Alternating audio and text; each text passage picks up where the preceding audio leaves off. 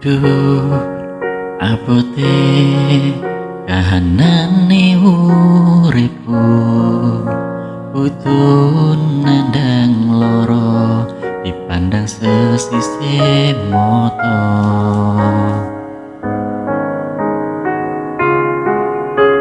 Yen tak kire kudu dikuat-kuatke, aku mong wong sepele sing kudu kuat atine.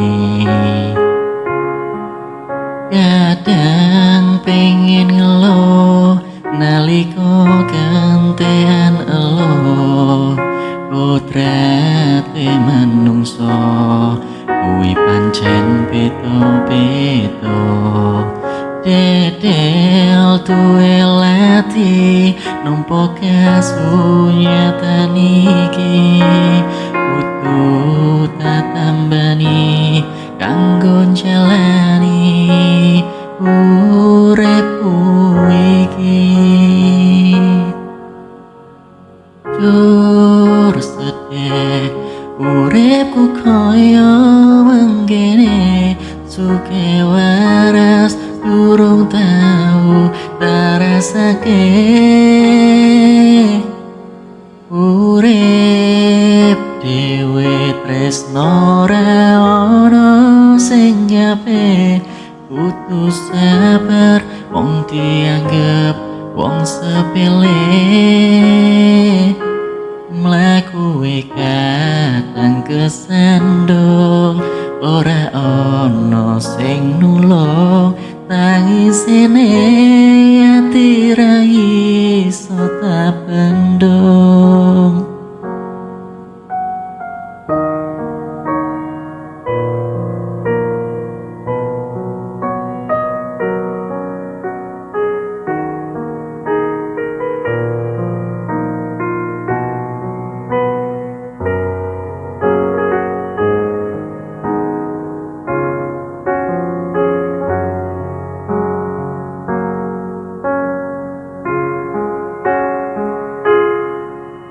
Yen takdire kudu dikuat-kuatke, aku mong wong sepele kudu kuat atine. Kadang pengen ngelo nalika gantean elo, kodrate manungsa kuwi pancen beda-beda. Dedel duwe lati nampa kasunyatan iki, kudu tak tambani kanggo jalani uripku iki. Jujur sedih uripku kaya mengkene, suke waras durung tau tarasake. Urip dhewe tresno ora ono sing nyape, kudu sabar wong dianggep wong sepele. Mlaku kadang kesandung ora ono sing nulung, tangisene ati ra iso tak bendung.